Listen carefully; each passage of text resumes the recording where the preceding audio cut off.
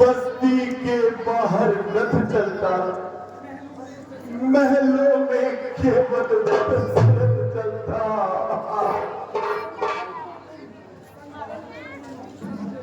संकल्प तुम भी चलते हो,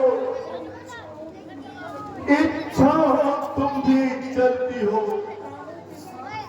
प्राणों के तुम साथ साथ आशाओं तुम भी चलती हो।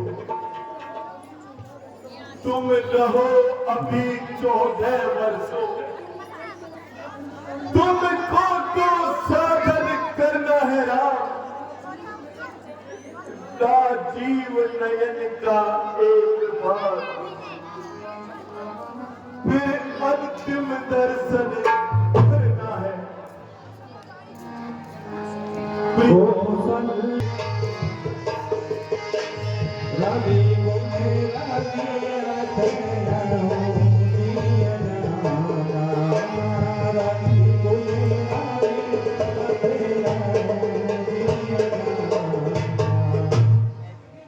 हे नाथ, राम का वियोग को समुद्र के समान है और अपनी जहाज अवधि जहाज है। आप उसके घेरे में। प्रिय, देखो देखो सामने से वो लाल लाल आंखें, नहीं महाराज, वो देखो वो मेरी ओर घूर रही है। नहीं महाराज, देखो देखो वो दिख रही, देखो। हाँ। महाराज बेटे को ध्यान रखो। नहीं प्रिय, तुम देखो वो बार बार घूर रही है। हाँ, मुझे याद आया, वो समूल दृश्य आज मेरी निगाहों के सामने आ गया। प्रिय, तुम्हें ध्यान है, मैं शब्द भेदी बाण चलाने में सक्षम था और आज भी हूं। यह उस समय की बात है जब मैं, देखो वो बार बार वो निगाहें मुझे घूर रही है और वही दृश्य मुझे बार बार दिखा रही है। मेरा अंत समय आ गया प्रिय। देखो देखो, तो मैं जंगल में शिकार के लिए चला गया और एक पेड़ के मचान पर जाकर बैठ गया प्रिय। रात्रि का समय था, मुझे जल के भीतर तुम्बी के बजने की आवाज आई और मैंने उसी ओर तीर चला दिया और वह तीर उस जल भरने वाले के लगा और लगते ही उसने कहा, हाय माता, हाय पिता, हाय माता, हाय पिता।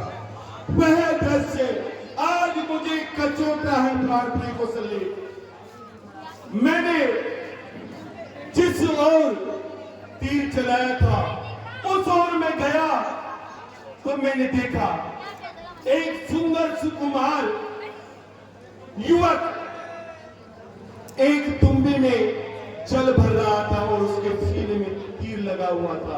उसने जाते ही मुझे प्रणाम किया कौशल्य और कहा, हे महाराज, आप जो भी हैं, आप ऐसा कीजिए, ये जल का पात्र थोड़ी दूर मेरे माता पिता प्यास के लिए व्याकुल हो रहे, आप ही जल का पात्र वहां ले जाइए और उन्हें जल पिलाइए।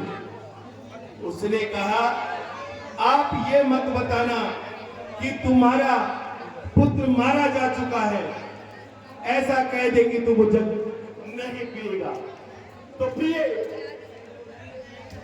मैंने उसकी छाती से वो तीर निकाला और तीर निकालते उस स्वर्ण कुमार ने अपनी देह का त्याग कर दिया। मैं बुझे मन से वह जल का पात्र लेकर प्रिय मैं उस ओर गया जहां वो दोनों वृद्ध माता पिता बैठे थे।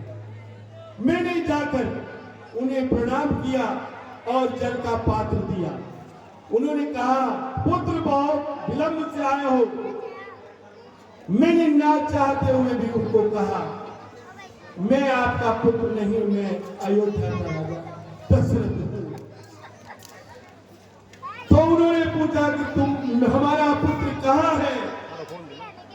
तो मेरे से रहा नहीं गया और मैंने उनको सारा वृतांत सुना दिया। इतना सुनते ही वो जल का पात्र उनके पिता के हाथ से छूट गया और उन्होंने वही देह का त्याग कर दिया।